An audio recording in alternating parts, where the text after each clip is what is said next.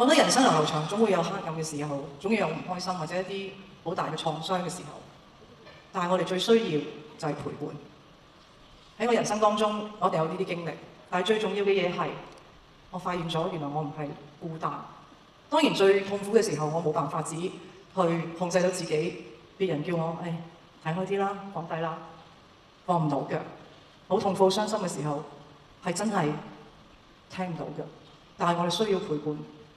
喺呢條路上邊，我發現咗好多人默默咁坐喺我身邊，我好感謝佢哋嘅陪伴。佢哋雖然冇同我講任何一句説話，冇做過任何一個行為，但係喺我身邊就俾咗一種安全感。繼而佢哋接受咗我自己唔開心嘅時候或者好壞嘅時候，佢冇否定到我嘅感覺。繼而我就開始慢慢有一種安全感，我願意同佢分享我心裏邊好唔開心嘅嘢。我開始會表達，我開始願意去講出嚟。原來講出嚟之後，就係心靈重建嘅第一步。我今日好想同大家去分享，唔係純粹講一個關於楊千嬅嘅故事，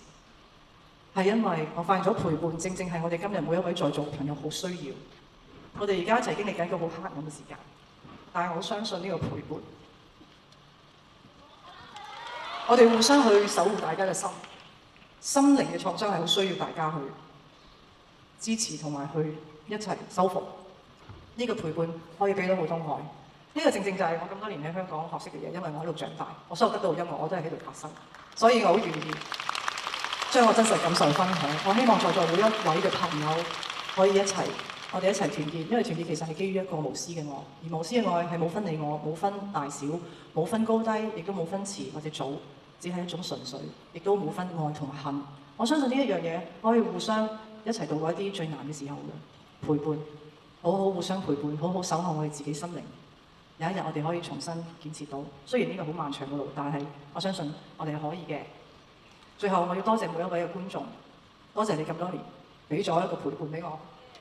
而喺呢個陪伴當中，有我嘅音樂去同大家聯繫，所以我見到一啲光，我可以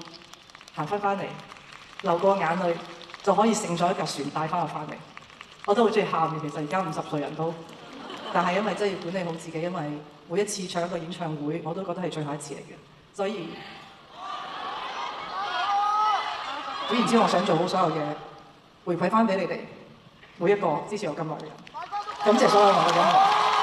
好感恩今日你同我一齊坐喺度分享呢一個咁特別嘅時間，多謝。